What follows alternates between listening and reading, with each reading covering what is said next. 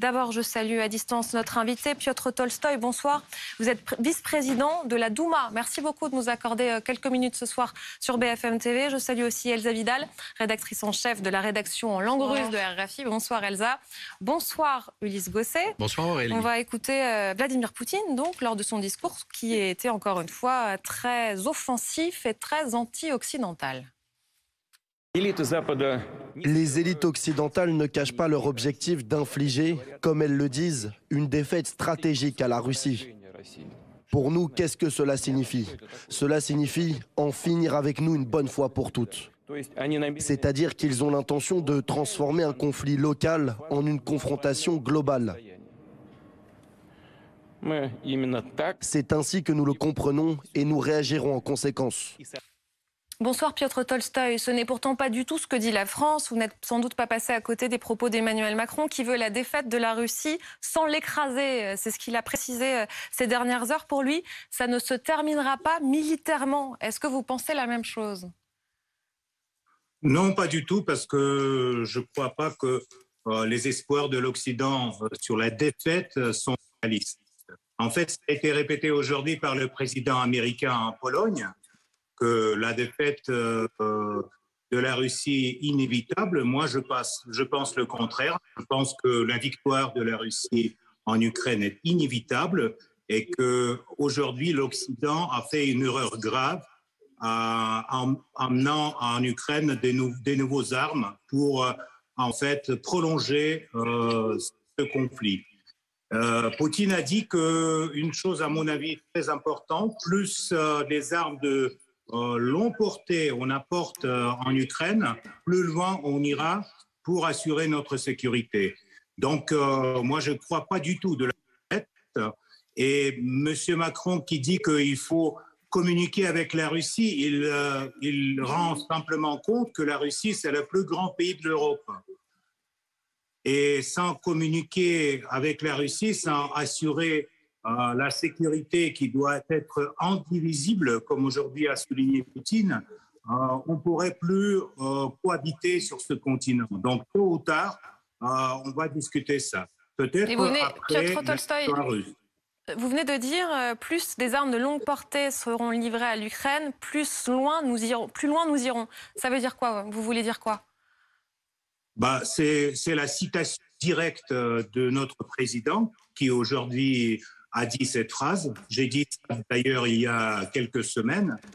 Cela veut dire que plus vous donnez des armes aux Ukrainiens, là les chars, après les avions, après les systèmes artillerie, donc plus loin, on devrait aller sur le territoire ukrainien pour assurer notre sécurité.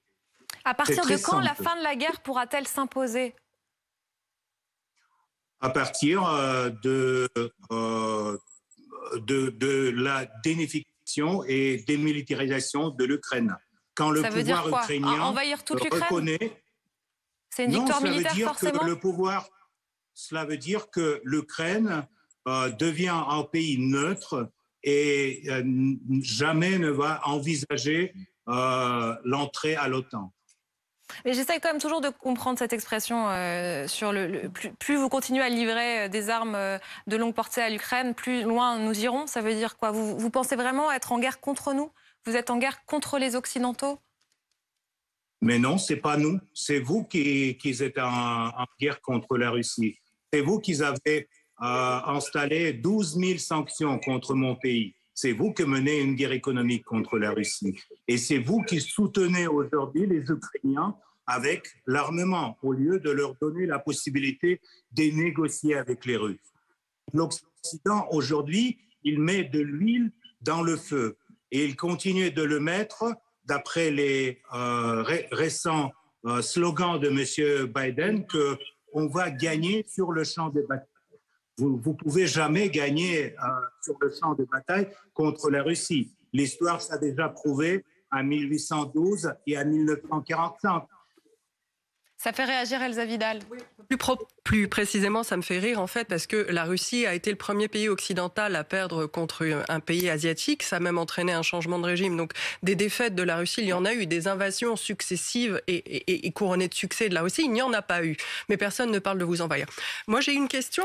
Le président russe a parlé essentiellement de l'Occident et finalement de la décadence de l'Occident dans son discours, présentant la Russie comme un pôle de résistance à cette décadence. Moi, j'aimerais savoir pourquoi vous avez envoyé votre fille faire des études à Yale et pourquoi elle a dit que le Vyshka, donc l'école supérieure d'économie ou l'école de journalisme russe, c'était vraiment pas très bien, que Yale c'était super et vous avez cru bon de devoir la défendre et de défendre son patriotisme en 2017. Écoutez, d'abord, ma fille n'a jamais fait les études aux États-Unis. Elle a passé là-bas pour 2 semaines et c'est vrai qu'elle a été impressionnée par le système américain, par l'université, par l'atmosphère, etc. Mais elle a terminé son université ici à Moscou et donc elle a choisi cette université, évidemment, peut-être pas Vyshka parce que Vyshka, c'est une université connue par ces visions libérales et néocoloniales qui existaient en Russie après la fin de la guerre froide les derniers temps et qui n'existeront plus. Et vous expliquez comment le fait que la plupart des héritiers des personnes qui dirigent la Russie aujourd'hui ont étudié, parfois travaillent, se sont mariés, ont eu des nationalités autres que la Russie. Moi, j'ai du mal à rendre ça compatible avec le patriotisme qui est attendu des élites. Et en fait, j'aimerais savoir aussi si vous avez un exemple à me citer de personnalités étrangères qui soient venues mettre ses enfants à l'école en Russie, étant donné l'attractivité que représente la Russie comme pôle de défense de la civilisation occidentale. Écoutez, Elsa, ça c'est une question. Moi, je ne suis pas au tribunal pour répondre qui a quelle nationalité. Nous vivons dans le monde ouvert et les citoyens russes ont déjà beaucoup voyagé. Ils ont pu choisir les universités pour ces enfants, mais ces enfants, ils rentrent en Russie, utilisent l'expérience qu'ils ont reçue en Occident pour le bien de la Russie. Ça, c'est la première chose. Donc cette expérience a servi à quelque chose. Vous êtes en train de le dire, vous venez de le dire. Cette expérience a servi à quelque chose. Si vous pouvez écouter, c'est ce que je dis, je serai reconnaissant. Et vous parlez très bien français d'ailleurs. La deuxième chose, Elsa, c'est que beaucoup des Français, beaucoup des Occidentaux, notamment beaucoup des citoyens des États-Unis, aujourd'hui, arrivent en Russie pour sauver leurs enfants de l'éducation qui aujourd'hui domine en Occident. L'éducation de valeurs LGBT, de favorisation des pervers, etc. Ça, vous devez connaître. Je peux vous citer les chiffres. Il y en a plus de 10 000 demandes par an. Et donc, la civilisation russe est assez attirante, malheureusement, pour vous. Parce que, en fait, nous gardons les traditions européennes sur le continent, contrairement à vous. Et donc, si vous voulez défendre l'Occident en faisant les espèces de questions sur... Mais quand même, Piotr Tolstoï, excusez-moi, mais vous êtes en train de dire qu'on est décadent et en même temps, vous parlez si bien notre langue. Ça veut dire qu'à un moment, vous l'avez bien aimé, notre culture, non ? Écoutez, moi, j'aimerais bien que vous parlez russe mieux que moi français. Je n'ai pas parlé français depuis 25 ans, mais c'est vrai que à un moment, j'ai fait mes études en France et j'ai travaillé dans les médias français. Pourquoi l'avez-vous fait? Mais parce que ça m'intéressait, parce que c'était une période intéressante pour moi et parce que j'ai beaucoup des amis français, j'ai une partie de famille en France. Vous les avez gardés, ces amis? Pourquoi vous me posez une question comme si vous parliez avec un ours blanc au pôle Nord? Mais non, mais vous entendez, vous êtes en train de dire qu'on est décadent. D'ailleurs, Vladimir Poutine dit que la pédophilie devient la norme aujourd'hui en Occident. Ça sort d'où? Vous qui avez des amis en France, vous pouvez lui dire que c'est n'importe quoi, ça. Mais vous avez écouté BFM qui... juste avant notre séquence, a parlé de pédophilie en France. Aucun rapport. Aucun rapport. Ça n'a aucun rapport. Bien sûr, aucun rapport. On parle d'une enquête judiciaire sur des soupçons. Vous parlez de l'affaire Pierre Palmade, ça n'a aucun rapport avec la phrase de Vladimir Poutine. Il parlait de Pierre Palmade tout à l'heure, Vladimir Poutine, dans son discours. C'est pas la première fois qu'il le disait, franchement, un peu de bonne foi. Vladimir Poutine a parlé de l'hypocrisie occidentale. Ça, c'est vrai. Il a parlé de l'hypocrisie dans les relations internationales. Quand l'Occident a promis à la Russie de ne pas élargir l'OTAN au moment quand on a retiré les troupes de l'Allemagne, quand on a fait une simulation des négociations au moment de Minsk, quand votre ministre des Affaires étrangères, à l'époque Laurent Fabius, a signé avec les deux autres ministres les garanties au président ukrainien avant le coup d'État de 2014. Et c'est à partir de ce coup d'État qui a commencé la guerre en Ukraine. La Russie est en train de le finir. Et ce n'est pas la Russie qui a commencé cette guerre. C'est vous, les Européens, avec votre hypocrisie agressive, avec l'OTAN. C'est la Russie qui a envahi l'Ukraine. Dans son histoire, l'agression contre la Yougoslavie, et avec votre absence du moral, ni dans les relations publiques, ni dans les relations internationales, c'est vous qui aujourd'hui demandez pourquoi Poutine est contre vous. C'est assez marrant. Piotr Tolstoï, j'ai donné la parole à Ulysse Gosset, puis à Elsa. On écoute Ulysse. Oui, bonsoir, monsieur le député. Aujourd'hui, à Varsovie, le président des États-Unis a dit, 1 an après le début de la guerre, l'Ukraine reste libre et indépendante. C'est-à-dire, en fait, que la Russie n'a pas réussi à atteindre ses objectifs. Qu'est-ce que vous répondez à Joe Biden ? Bonsoir, monsieur journaliste. Je réponds à Biden que vous connaissez, il est un peu bizarre, il ne sait pas où aller souvent, mais non, mais soyez sérieux dans la réponse. C'est le président des États-Unis qui dit l'Ukraine est indépendante et libre. Qu'est-ce que vous lui répondez ?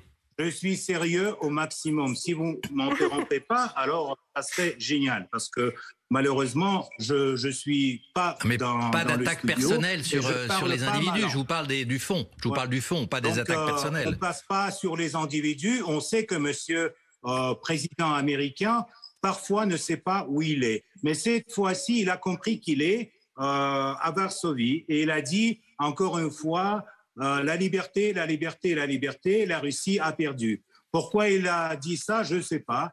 Parce que la Russie n'a pas perdu. Parce qu'on n'en sait rien par rapport à ce qui nous attend dans les années à venir. Et je ne crois pas que M. Biden restera le président des États-Unis au moment de la fin de la guerre de l'Ukraine.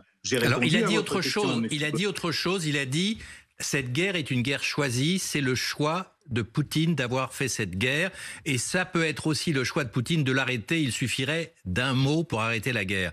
Qu'est-ce que vous dites à cela ? C'est encore un exemple de l'hypocrisie des Américains parce que c'est eux qui ont élargi l'OTAN, c'est eux qui ont refusé les négociations sur la sécurité de la Russie et c'est eux qui ont essayé de transformer l'Ukraine à une anti-Russie en emmenant là-bas les armes, etc.